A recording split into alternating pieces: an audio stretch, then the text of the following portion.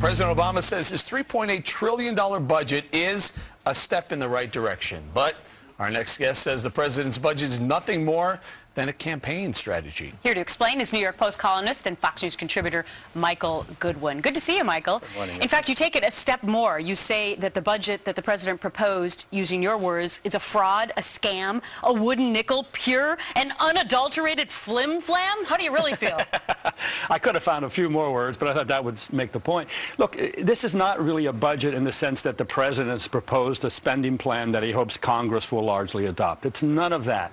He knows Congress is not going to vote on it. Harry Reid, the Senate Majority Leader, the president's own party, said, I'm not even going to bring it up for a vote. The last time he brought one of President Obama's budgets up for a vote, it got 0 votes in the Senate. Now, this is a place where the Democrats have a majority. All you need for a budget vote is a majority. You don't need 60 votes. And Harry Reid has 53 Democrats. He won't even bring it up. That should tell you how misshapen this thing is, how it's not really a budget at all. It's just something for the president to go out and wage class warfare on, to say, I want to raise taxes on everybody. You know, I want to spend more. No talk of reducing the deficit. No worry about the debt. In fact, it would increase both of them. So it's not really a budget. What it is it sets up the argument for the election, even though should the president win re-election, this budget still wouldn't become law because the numbers are all phony. And Michael, the president has also said that what he plans to do this year legislatively is simply pass the payroll tax cut,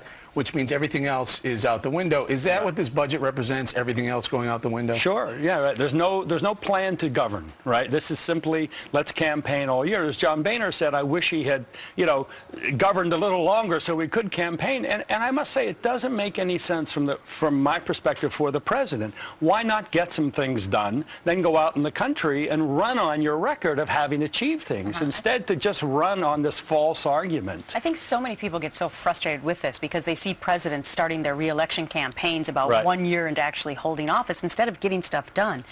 The irony here is that one of the president's claims for re-election is that he's running against a do-nothing Congress. Right. But you make very clear in your article that actually the do-nothing Congress in your mind is his own party. Sure. Look, the House Republicans have passed a budget.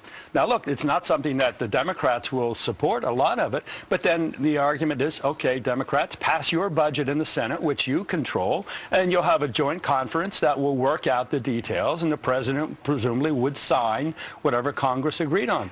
But the Democrats don't intend to have a budget. They have not had a budget vote in over 1,000 days in the Senate, because in the 2010 era, it was because all those votes will kill us in the election. Well, here we go again in 2012. The same thing. They don't want to vote for the president's plan because it's unpopular. Well, that may bode well for the president in 2012, but doesn't bode so well for Democrats running to be reelected in 2012, right? Sure. Well, that's why they don't want to vote for it. They don't want to vote for the tax increases that he wants. They don't want to vote to gut the military that he wants to do. And they don't want to vote to increase the deficit, which he wants to do. So all of those are killer votes for Democrats to take in the Senate, and they know even if they voted for him, it would never become law because the numbers, for example, he predicts economic growth of something like 4%. Yeah. Right. No one believes that's going to happen. So therefore, you take those monies out, the budget is not even close to balance. And we should remind everyone, Eric, that Michael voted for President Obama in 2008. So he's